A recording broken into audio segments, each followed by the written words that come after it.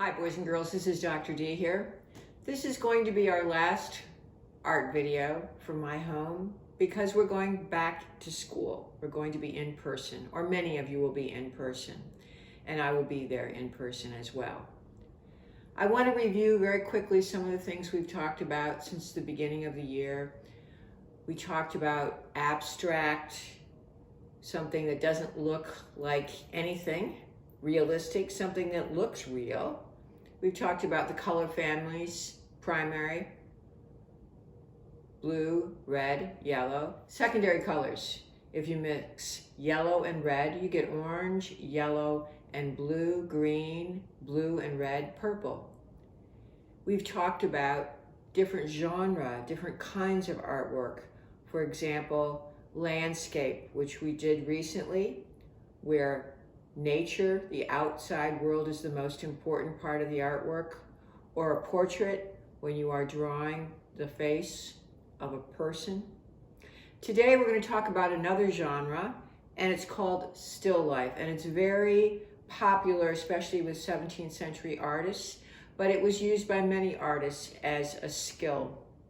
Still life is usually vegetables or fruit in a bowl, or can be on a table, or often flowers. And Van Gogh, which in the United States we say Van Gogh, is very famous for his sunflower still life. And many, many painters are famous for their bowls of fruit and other types of flowers. So today we're going to work on both a bowl of fruit and a sunflower. Boys and girls, we're going to start with the sunflower, and as I mentioned, the Americans say Van Gogh, the French say Van Gogh, was very famous for his sunflowers. So we're going to do a sunflower. I'm going to make a kind of a wobbly circle. Doesn't have to be perfect. All right. And then inside that wobbly circle, another wobbly circle. Okay?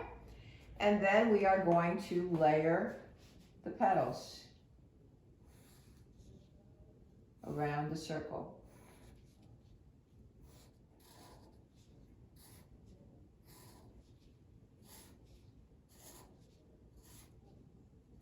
Okay, now we're going to put another set of petals in between the spaces.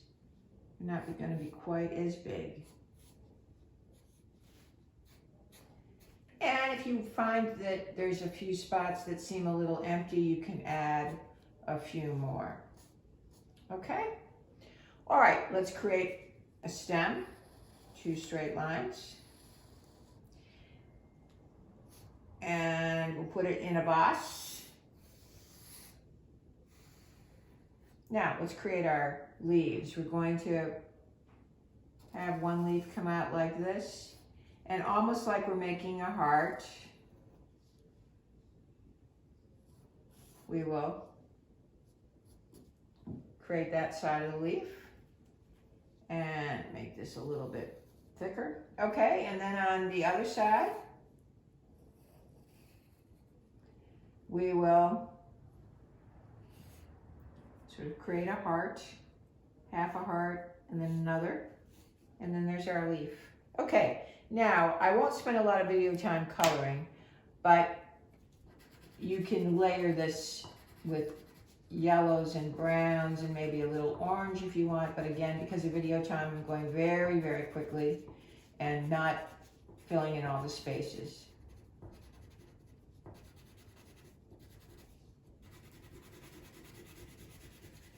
Okay, and you could, again, layer some of those empty spaces with a color in the orange or yellow family.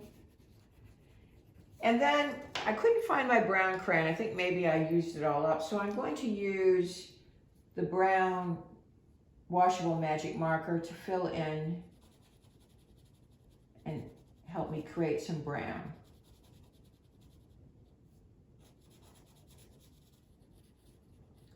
And you could go around and put some of the brown into the leaves, into the petals rather, of all these flowers. Again, much more carefully than I'm doing, I hope. You could also add a little bit of touches of orange if you'd like. Okay, and then we're going to color the stem green, of course, and the leaves green.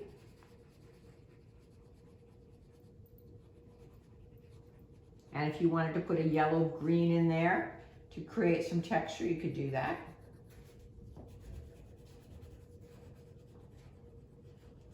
All right, and then you can color the vase whatever you'd like, whatever your favorite color is, or you can design the vase with pattern. So this is a still life of a sunflower, and artists have done still life of many, many, many kinds of flowers. Sometimes flowers with other objects as well. Okay, now let's do the bowl of fruit. So we'll start with the bowl first. We'll create a bowl, and then we're going to put it on a table, and we're going to design it with some pattern.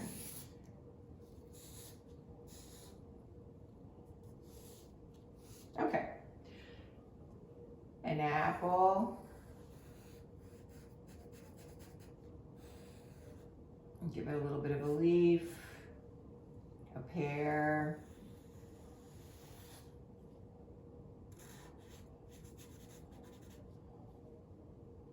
let's give ourselves a banana over here, and another apple.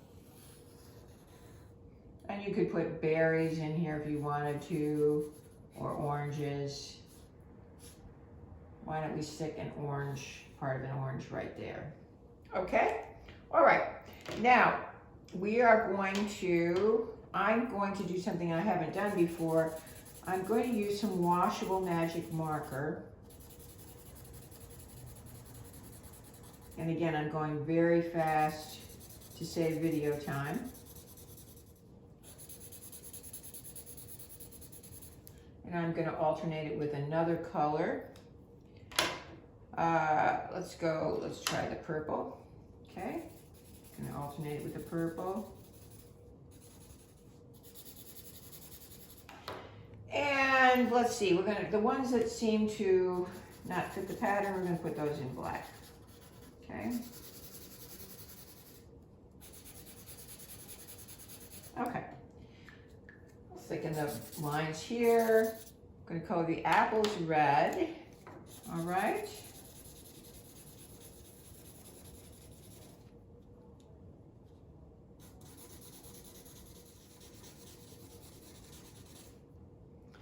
And our pear green.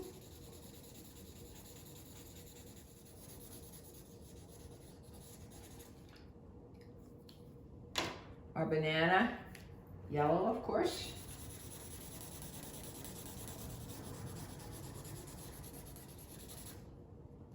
And this part of an orange here. Now, this is something I haven't done with you before. And if you have a paintbrush, it's better, but I'm using an old toothbrush.